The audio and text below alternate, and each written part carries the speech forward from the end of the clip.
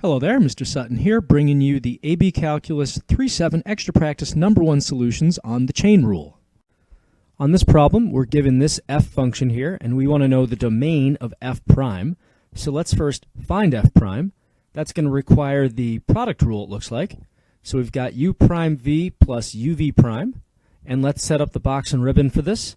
So we've got, let's see here, our factors, x to the 1/3, and also x minus 2 to the 2/3. Now for their derivatives, we've got 1/3 x to the negative 2/3 using our power rule.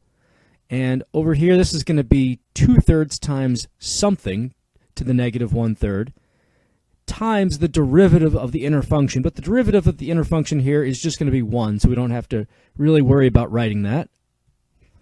So now to actually find the domain, it would be helpful to plug all this back in using my ribbon, and then we'll see what this looks like. So I've got 1/3 x to the negative 2/3 times x minus 2 to the 2/3, plus, going the other way here, we have, let's see here, x to the 1/3, so 2/3 x to the 1/3, x minus 2 to the negative 1/3. And this is just still kind of a crazy mess. I'm going to put this in fraction radical form, because if you're talking about domain, I mean, the two big things that could happen here is square roots of negative numbers and dividing by 0. So it'd be helpful to see what exactly this function looks like in order to ascertain which of these we need. So for this first one, in my numerator, I'm going to have an x minus 2 to the 2/3. So that's going to be the cube root of x minus 2 squared. In the denominator, we've got this 3. We've got this x to the 2/3 that's moving downstairs. So that's 3x to the, let's see, this is going to be the cube root of x squared. There we go. And then for this next expression here, in the numerator for this one, I have a 2. I have a cube root of x. Downstairs, I have a 3 and a cube root of x minus 2. And let's take a look now at what's going to break this function. So again, one thing we're worried about is taking square roots of negative numbers, but none of these are square roots. These are all cube roots. And cube roots, it doesn't matter whether you plug in negative, positive, or 0, they come out just fine. So we don't have to worry about anything inside the radical in terms of positive versus negative. We still have to worry about 0 in the denominator, though. So we see here that if I plug in 0, that's going to zero out this first fraction, which would make this derivative here, this f prime, undefined. So this is dne at x equals 0. And also, if you look at this other fraction, we're going to be undefined at x equals 2, because 2 minus 2 would give us 0. So we want to make sure then that f prime does not equal 0 and 2, which would give us answer choice D.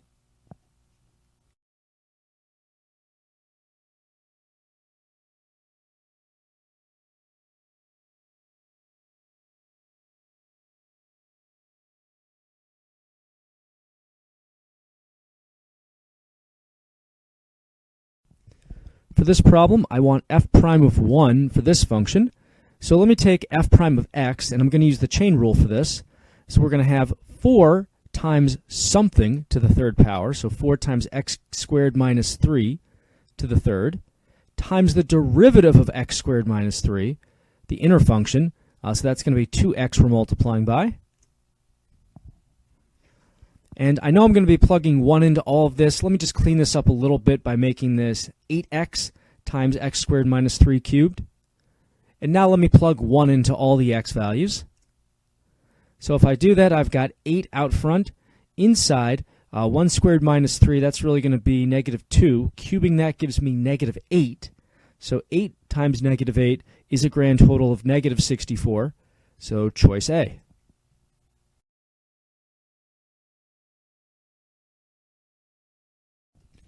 On this problem, I want the derivative of this polynomial.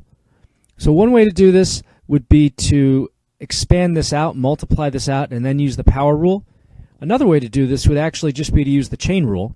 So I can do 2 times all of this stuff to the 1 power times the derivative of this stuff, of x cubed plus 1, which is 3x squared. And now just clean this up a little bit here. So it's tempting to go ahead and distribute all of this. However, if you look at the answer choices, they've got parentheses in all of them. So let's just do 3x squared times 2 to get 6x squared out front.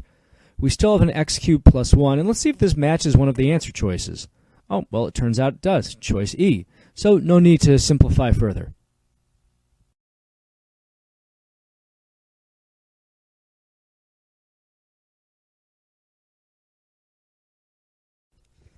For this problem, we're trying to take the derivative of cosine squared of x minus sine squared of x.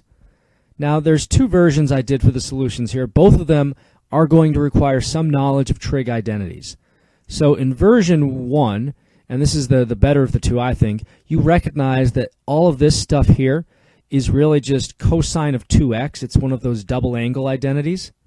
And if you realize this, then doing y prime is a pretty straightforward chain rule. You've just got the derivative of cosine of something, which is negative sine of something, of 2x, times the derivative of 2x, so times 2.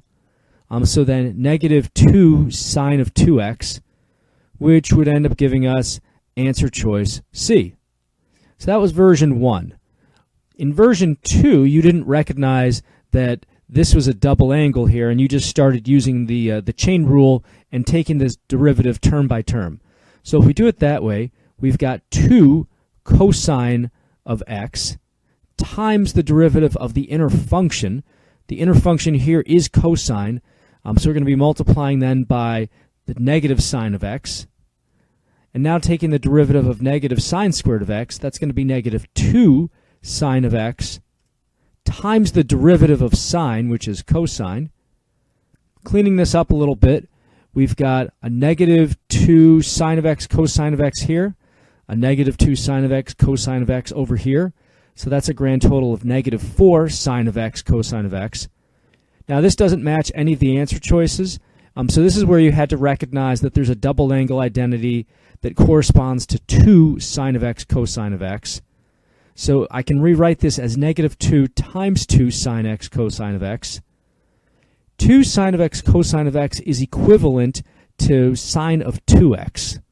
So this is negative 2 sine of 2x, which again gives us answer choice C.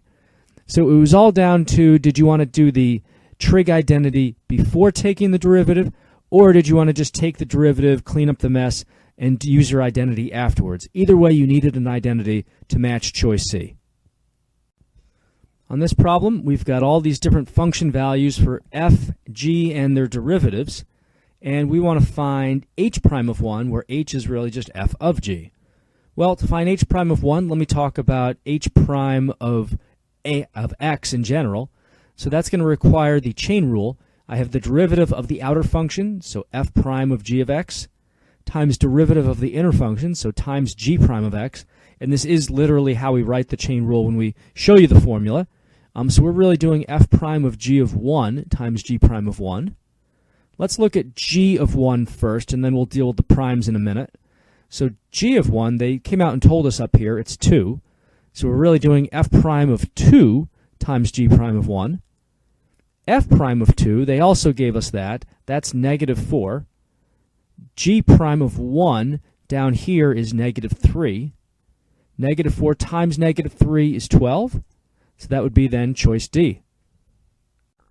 On this problem, we have the function y equals x over x plus 1, quantity to the fifth, and we want the derivative of all that. So this is one of those where you could apply the 5 to the x and the x plus 1 and then do a chain rule inside a quotient rule, or you could just apply the chain rule right away and do a quotient rule inside a chain rule. Half a dozen of one, 6 of the other as far as I'm concerned. I just decided to start taking the derivative. So for that, I will need the chain rule. I've got something to the fifth.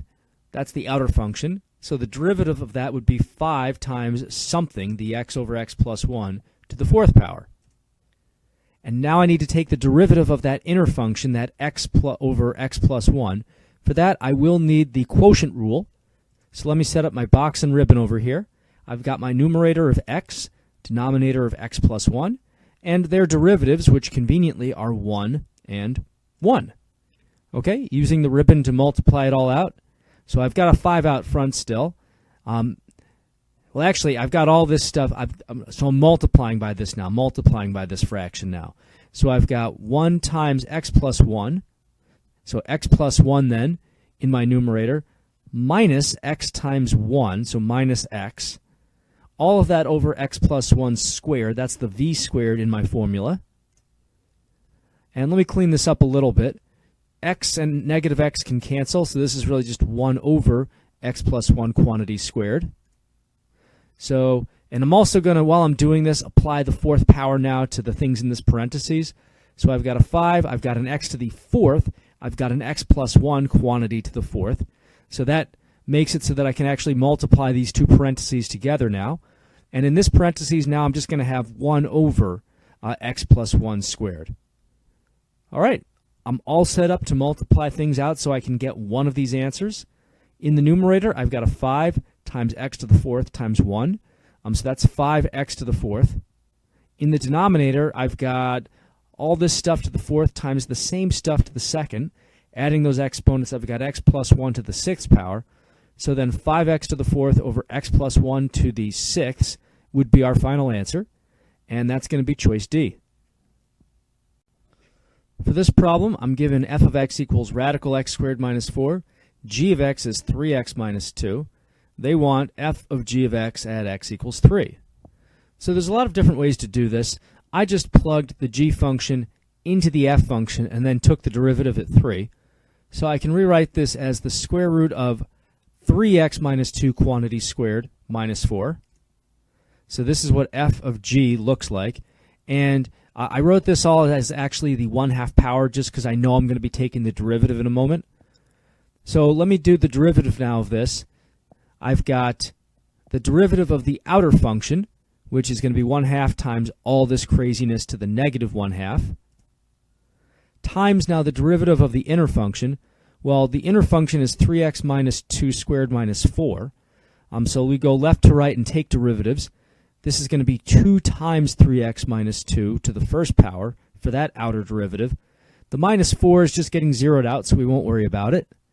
And finally, I have to take the derivative of 3x minus 2. That's the innermost function here. So that derivative is a 3 out there. So at this point, it is time to plug in 3 to this derivative. So let me see here. I'm going to have 2 radical all of this stuff with 3 plugged in. And I'm going to write this as derivative of f of g of 3 because that's really what's going on here. In the numerator, I'm going to have 2 times 3 times 3 minus 2 times 3. All that stuff up there. And sadly, this is none of the answer choices. So I need to simplify this to match one of these. So let's do the numerator first. I've got going into the innermost parentheses using PEMDAS here. I've got 3 times 3, which is 9. Minus 2 is 7. And then let's see here. I would have 2 times 7, except I can cancel out this 2 and this 2 down here. So I'm really just going to have 7 times 3 then after I reduce things, which is 21. Down here, now remember I've already canceled this 2 out, so we're just dealing with the radical. I've got radical, let's see, 7 squared is 49, minus 4 is 45, so root 45. Still does not match any of the answer choices. But I can simplify the square root of 45. That's really the square root of 9 times the square root of 5, so 3 radical 5. And I can actually reduce the 21 and the 3 now, so that's going to be 7 over radical 5, which does match answer choice A.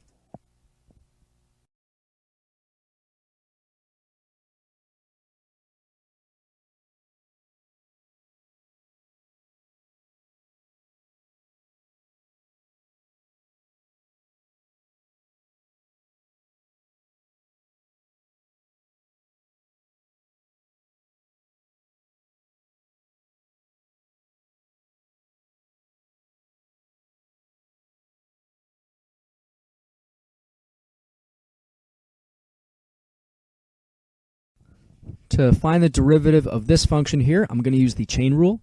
So my outermost function is something to the 5th power. Its derivative is 5 times the something to the 4th.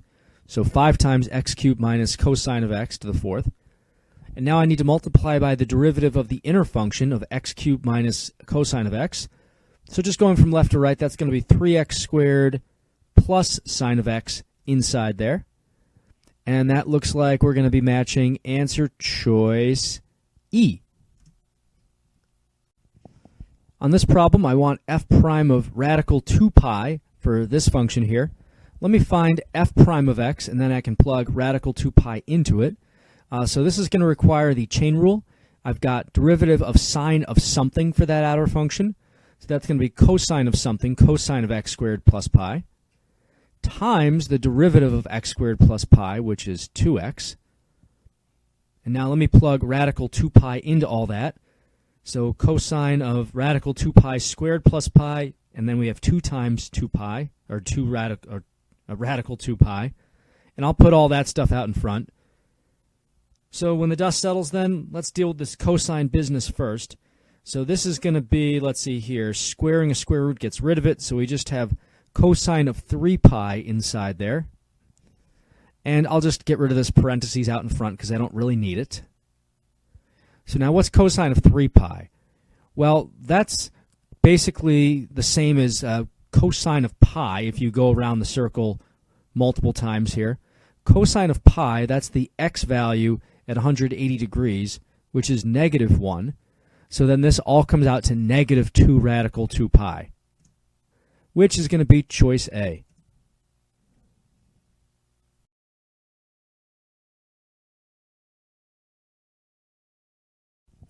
To find the derivative on this problem, I need to use the chain rule. My outermost function is this second power here.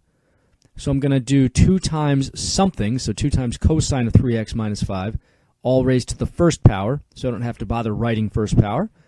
Next function in is the cosine function itself. Derivative of cosine of something is going to be negative sine of the something, of 3x minus 5 in this case. And then finally, we need the derivative of the innermost function of 3x minus 5. So that derivative is 3 that we're multiplying by. So there's our tail there. Now to match an answer choice, I need to collect the stuff that's not inside trig functions and multiply it. So we have a 2, a negative 1, and a 3. That's a grand total of negative 6 times cosine of 3x minus 5 sine of 3x minus 5. And that answer choice is going to be D. For this problem, I'm trying to find f prime of 0 for this function. For this, I'm going to need the product rule. So u prime v plus uv prime. And my box and ribbon now, I've got x minus 1 squared, and then sine of x. Now, I could expand this x minus 1 squared and then take the derivative using the power rule, but it's going to be faster just to use the a little mini chain rule here. So I'll have 2 times something to the first. And then if I distribute 2 times x minus 1, that's 2x minus 2, times the derivative of x minus 1, but that's just 1. So 2x minus 2 does end up being the final answer here. And then derivative of sine of x, that's going to be cosine of x. So now let's just plug 0 in inside the box. So if x is 0, here's what all these things come out to. We've got negative 1 squared, which is just 1. Sine of 0 is 0. 2 times 0 minus 2 is negative 2. And then cosine of 0 we know is 1. Using my ribbon to put it together, I've got negative 2 times 0 plus 1 times 1. Well, that's just 0 plus 1, which is 1, giving me answer choice D. On this problem, we are given this f function, which is h of x squared minus 3. We want to know what f prime of 2 is. Now, they didn't actually tell us what h is, so we're probably going to have an answer in terms of h, which you look at the answer choices, and that's the kind of thing we're expecting here. So let's just go ahead and take the derivative of f in general. It's going to require the chain rule, and then we'll see where things shake out when we plug 2 into all that. So I've got the derivative of the outer function, which is h prime of something, so h prime of x squared minus 3, times the derivative of the inner function times derivative of x squared minus 3. So that's going to be times 2x. And at this point, we just have to plug 2 into all of this. So I've got h prime of 2 squared minus 3 times 2 times 2. So inside this h prime, this is really just going to be 1. So h prime of 1. We have a 4 out here that I can move to the front. So 4 h prime of 1. And that actually matches answer choice B.